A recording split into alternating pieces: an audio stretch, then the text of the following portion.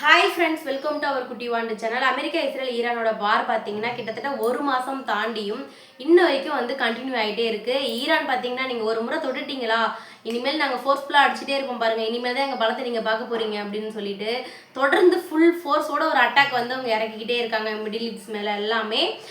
ரொம்ப வந்து போய்கிட்டு இருக்கு இந்த வார். வந்து பதற்றம் வந்து ஒரு நாளைக்கும் அதிகமாக தான் ஆகிட்டு இருக்கு. அங்கே அதுக்கு இடையில மாட்டிட்டு இருக்கிற மக்கள் நினச்சா இன்னமும் நம்மளுக்கு ரொம்பவும் கஷ்டமா இருக்கு. ஒன்றுமே தெரியாது அப்பாவி மக்கள் எல்லாமே வந்து டெய்லிக்கும் அந்த அலாரம் சத்தம் இந்த கேட்டு ரொம்ப வந்து பயத்தோட இருப்பாங்க. ஒரு நொடியும் நினச்சி பாருங்களேன் எப்படி இருக்கும். நம்ம இங்கே இருந்துட்டு பேசுறதுக்கு நம்மளுக்கு ஈஸியாக இருக்கும். அந்த நேரத்தில் எந்த இடத்துல என்ன பண்ணுவாங்க அப்படின்னு சொல்லிட்டு தெரியாது. ஏன் அவங்க வீட்டு மேலே குண்டு போடலாம், வீட்டு பக்கத்தில் போடலாம். அவ்வளோ வந்து உயிரிழப்புகள் எல்லாமே வந்து ஏற்பட்டுட்டு இருக்கு. இன்ன வரைக்கும் சமாதானம்னு சொல்லிட்டு வரல. இதில் பார்த்தீங்கன்னா ஒரு 15 கண்டிஷன்ஸை நம்ம ட்ரம்ப் இருக்கிறார் இல்லைங்களா, அவர் வந்து ஈரானுக்கு வந்து கொடுத்துருக்குறாரு 15 கண்டிஷன்ஸு.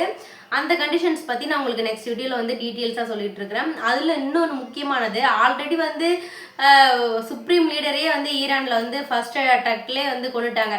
இந்த அமெரிக்கா வந்து இந்த மாதிரி தான் பேச்சுவார்த்தை நடத்திட்டு இருக்கிறோம் அப்படின்ட்டு சொல்லிட்டு அவங்களோட படையை வந்து ஒன்று ஒன்றா உள்ளார வந்து அனுப்ப ஆரம்பிச்சிட்டாங்க. இனிமேல் நாங்கள் போர் தொடுக்க மாட்டோம் அப்படின்னு சொல்லும் போதே வந்து போரை வந்து தொடுத்துட்டும் இருப்பாங்க. இந்த பக்கம் வந்து அவங்களோட படைகளையும் உள்ளார வந்து அமைச்சிட்டு இருக்கிறாங்க.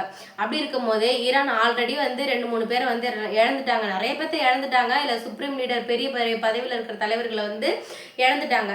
இதில் இப்போ ஹார்முஸ் அப்படி இருக்கு இல்லைங்களா, இந்த ஹார்முஸ் நீரிணைக்கு ஒரு ஹெட் இருப்பார். இவர் தான் பார்த்தீங்கன்னா சீனியர் நேவலோட கமாண்டர். இவர் பார்த்தீங்கன்னா இறந்துட்டாரு ஃப்ரெண்ட்ஸ். இது வந்து இஸ்ரேல் அட்டாக்கா அமெரிக்கா அட்டாக்கான்னு தெரியல. ஆனால் இவங்க 2 பேரும் சேர்ந்து இப்போ ஈரான் தானே டோட்டலாக டார்கெட் பண்ணிட்டு தாக்கிட்டு இருக்கிறாங்க. இந்த அட்டாக்ல பார்த்தீங்கன்னா இறந்துட்டாரு அவர். அவர் பேர் பார்த்தீங்கன்னா அலிரெசா டாங் சிரி அப்படின்ட்டு சொல்கிறாங்க. இவர் வந்து இறந்துட்டாங்க. இப்போ வந்து ஈரான் இன்னும் ஃபோர்ஸ்ஃபுல்லியாக வந்து அட்டாக் பண்ண ஆரம்பிச்சிட்டாங்க. என்ன சொல்லியிருக்கிறாங்கன்னா நிறைய பிளேஸை வந்து அதுவும் மிடில் ஈஸ்ட் எல்லாம் பேஸ் பண்ணி வந்து அட்டாக் பண்ணிட்டு தான் இருக்கிறாங்க, சேஸ் பண்ணி. இப்போ வளைகுடா பகுதியை நோக்கி ட்ரம்ப் வந்து ஒரு மிகப்பெரிய பிளான் போட்டிருக்கிறாரு. அவங்களோட ஆல்ரெடி வந்து நான் ஒரு பழைய வீடியோவில் சொல்லியிருப்பேன், தரைவழி தாக்குதலை வந்து ஏற்படுத்த போகிறாங்களா அப்படின்னு சொல்லிட்டு தெரியல அப்படின்னு சொல்லிட்டு. அது இப்போ வந்து கன்ஃபார்ம் ஆயிருக்குன்னு தான் மக்களை ஒரு வழியாக சொல்ல முடியும். ஏன்னா அவங்களோட இப்போ அமெரிக்காவிலேருந்து கிட்டத்தட்ட 10,000க்கும் மேலான இராணுவ வீரர்கள் வந்து இப்போ இராணுவ வீரர்கள், மெரின வீரர்கள் அப்படின்னு சொல்லிட்டு நிறையா பேர் வந்து இறக்கியிருக்கிறாரு ட்ரம்ப்பு. அவங்கெல்லாம் பார்த்தீங்கன்னா கரெக்டாக வளைகுடா பகுதியை நோக்கி வந்து போயிட்டுருக்குறாங்க. ஏன்னா ஈரானை போயிட்டு இவங்க சுற்றி வளைக்க போகிறாங்களாம், போயிட்டுருக்குறாங்க.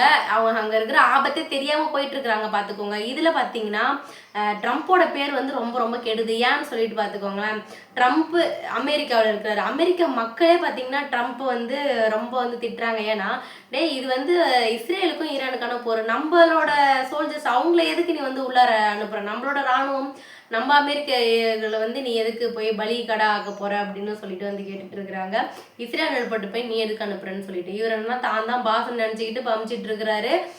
ஈரான் 1 நாள் 2 நாள் இல்லைங்க, இந்த போருக்கோசரம் 20-30 வருஷமா வந்து வெயிட் பண்ணிட்டு இருக்கிறாங்கன்னா அப்போ அவங்க எந்த அளவுக்கு வந்து ப்ரிப்பராக இருந்திருப்பாங்கன்னு பாருங்க. ஒரு நாள் கண்டிப்பாக வருவான் அமெரிக்காக்காரன், நம்ம இடத்துல காலை வைப்பான், அப்போ நம்ம பார்த்துக்கணும் அப்படின்னு சொல்லிட்டு சின்ன வயசுல இருந்தே வந்து அவங்க ரத்தத்தில் ஊறி போயிருந்திருக்கு. இத்தனை வருஷமா காத்துட்டு இருந்திருக்காங்கன்னா அவங்களோட ப்ரிப்பரன்ஸ்லாம் வந்து எப்படி இருக்குன்னு சொல்லிட்டு நீங்கள் பாருங்க.